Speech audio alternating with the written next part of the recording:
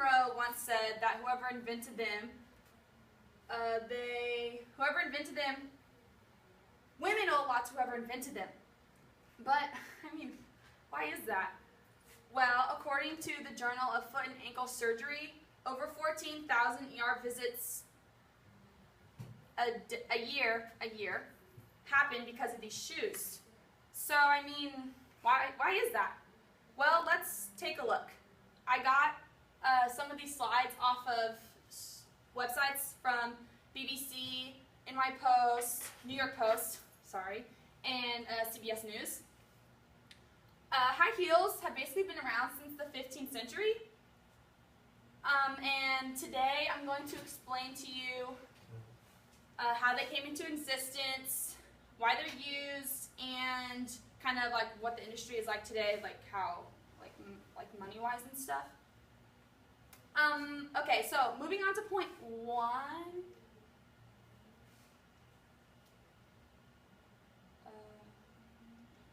Okay, point 1.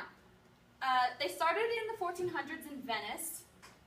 Prostitutes began to wear these shoes to stand out above other prostitutes. That's spelled wrong, so just kind of ignore that. So customers can see them better.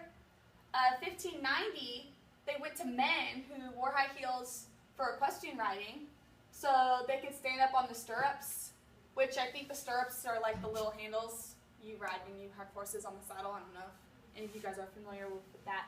But they want to stand and shoot their bow and arrows. So according to BBC News, women wanted to become more interested in men's fashion. So then it went to something else.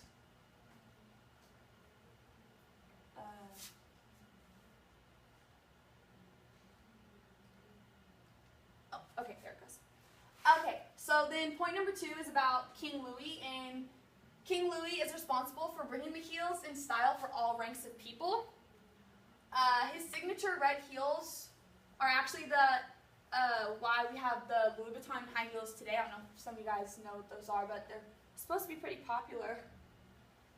The Enlightenment era caused males to dissuade from the high heels, favoring a more rational and practical approaches to life.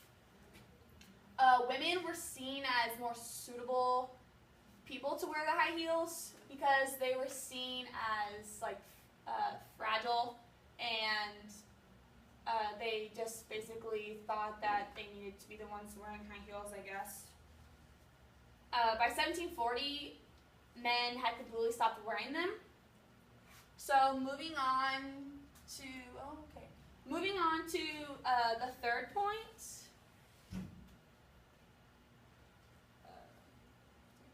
Okay, so the third point is about the industry, which is what I said earlier.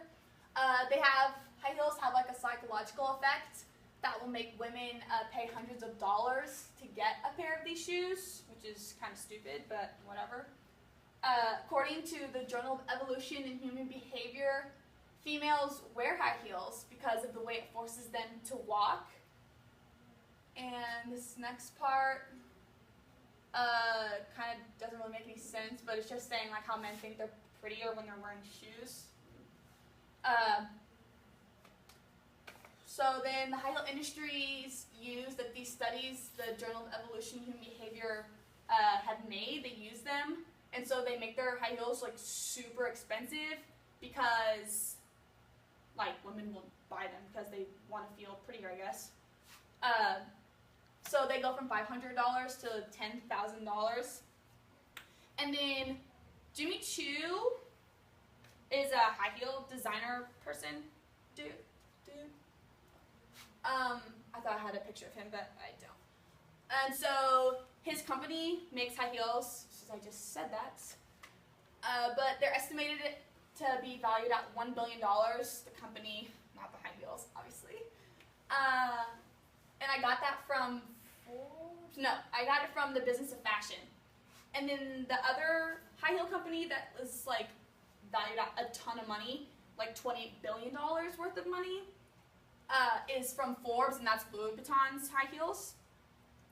And then other companies that make high heels and fancy shoes, They can generate up to $21 billion a month in the U.S.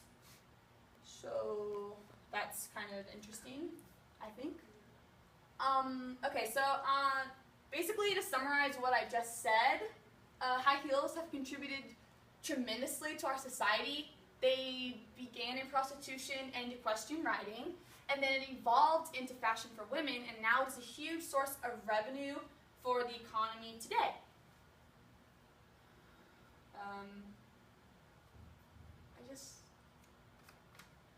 Final thought. Okay, so the humble high heel. You may not be able to walk on cobblestone or, grass or posh floors or really anything else, but they put women at an impractical position. But apparently, women think that they give them confidence, and it brings a lot of money to society, so they're kind of important, I guess. And that's it. That's my presentation.